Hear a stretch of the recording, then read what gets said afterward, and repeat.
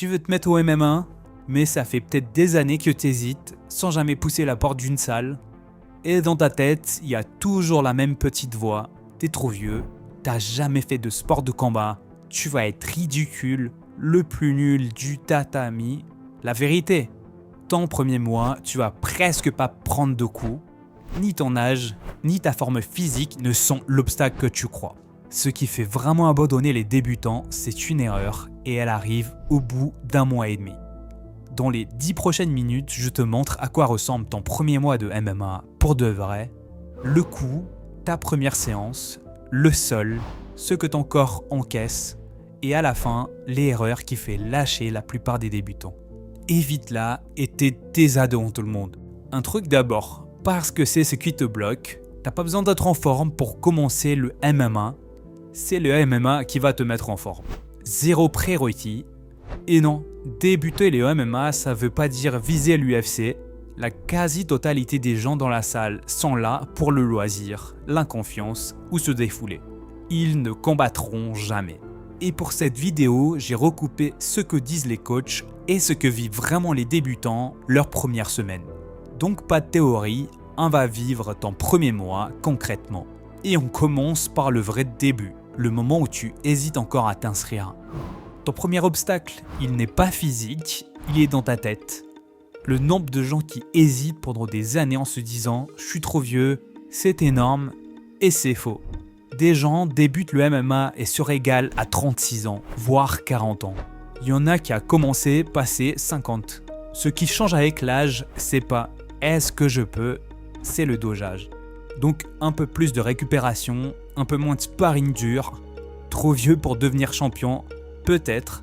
Trop vieux pour commencer et progresser, non.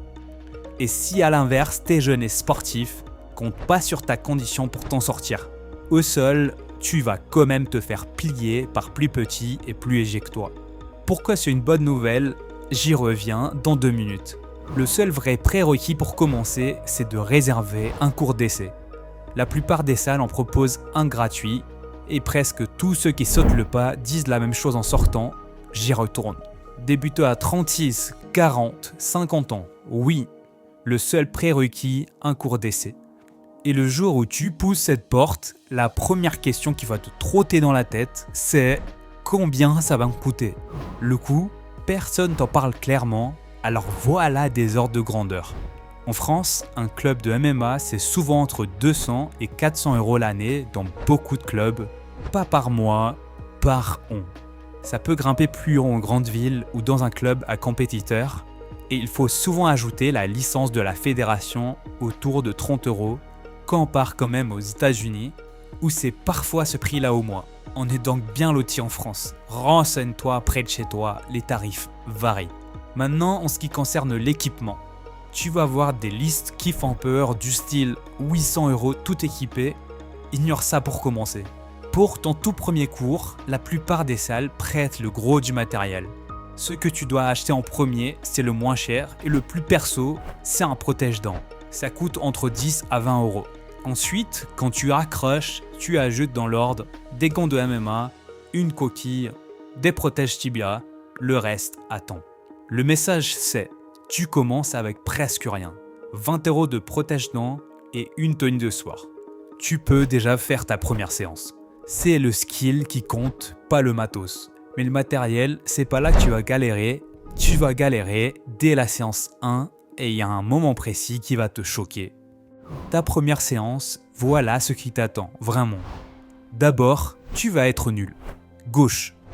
Tes mouvements vont te sembler faux, ton corps ne va pas répondre, c'est normal, c'est le cas de tout le monde. Tu peux être essoufflé après 1 minute 30, normal aussi. Et ton corps va morfler, même sans prendre un seul coup. Un exercice de nuque, de la lutte au sol, et le lendemain, tu as des courbatures à des endroits que tu ne soupçonnais même pas.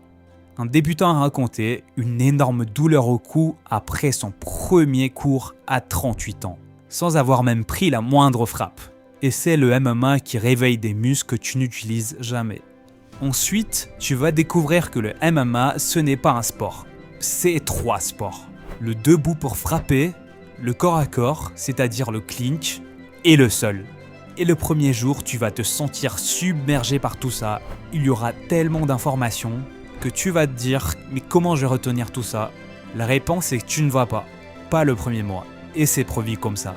La bonne nouvelle, c'est que tu vas presque pas te battre le premier jour. Car le premier jour, on commence par apprendre à se tenir, à se déplacer, quelques mouvements de base, en drill léger, donc pas de spine. En vrai, aucune salle ne t'envoie au combat le premier jour. Et puis il y a ce moment, celui qui va te choquer, le passage au sol. Le sol, c'est là que le MMA devient humble, très vite. Voilà ce qui va t'arriver. Tu vas te faire dominer par tout le monde, y compris par des gars plus petits, plus légers, moins musclés que toi. Et ça surprend tout le monde au début. Un pratiquant l'a très bien dit, un ancien militaire 100 kg qui vient de la musculation s'est fait retourner par un mec de 60 kg. Et il ne s'y attendait même pas. Un autre dit, je me fais soumettre par des gamins tout maigres. Dans ce sport, c'est la technique le plus important, pas les muscles. Alors retiens ça, parce que ça va t'éviter d'abandonner. Te faire dominer au sol le premier mois, c'est garanti. Et c'est un bon signe. C'est justement le sol qui te fait progresser le plus vite. Parce qu'il te force à l'humilité. Tu ne peux pas tricher avec la force. Et quand tu tapes, le fameux taper 2 fois pour dire c'est bon j'abandonne la position, ce n'est pas une défaite, c'est l'outil qui te permet de t'entraîner en sécurité et de recommencer. Le mec qui tape 10 fois par séance, c'est celui qui apprend le plus vite. Donc un dernier truc, pour les filles qui hésitent, presque tous les clubs sont mixtes. Tu t'entraînes avec des partenaires de ton gabarit et le sol c'est justement là où la technique compense le physique.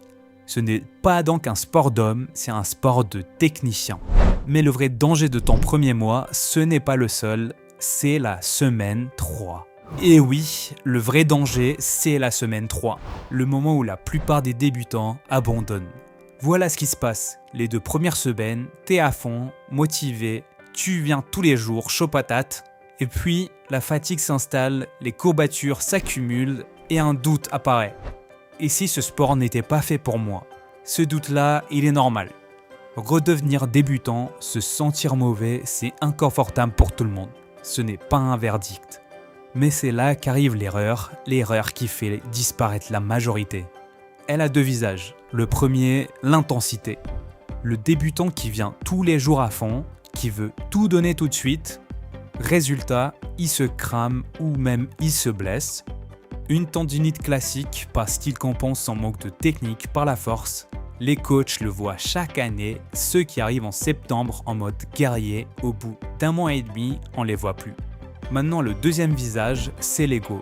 Tu te fais dominer, ton orgueil monte, tu forces et tu veux gagner l'entraînement. Et tu passes à côté du seul truc qui compte au début, l'apprentissage. La règle qui te sauve, elle est simple. La régularité, pas intensité. 2 à 3 séances par semaine en récupérant entre toute l'année, ça bat n'importe quel débutant qui se crame en 1 mois. Le MMA c'est un marathon et ton objectif du premier mois, c'est pas de devenir bon, c'est juste de revenir. Ton premier mois, concrètement, pour pas avoir à réfléchir, semaine 1, tu découvres la garde, les déplacements, la position au sol de base, tu ne te bats pas. Tu observes, tu bouges, tu prends tes marques. Objectif, revenir à la séance 2. Semaine 2, tu travailles une base à la fois, un jour la frappe, un jour la lutte ou le sol. Des drills, pas du combat. Tu ancres les fondations, relâchées, sans forcer. Semaine 3, le sol pour de vrai. Tu vas te faire dominer, tu vas taper, beaucoup taper. L'ego reste au vestiaire. C'est la semaine qui fait abandonner. Donc tiens bon, viens juste tes 2 ou 3 séances. Et maintenant, semaine 4, tes premiers échanges très légers, en contrôle total.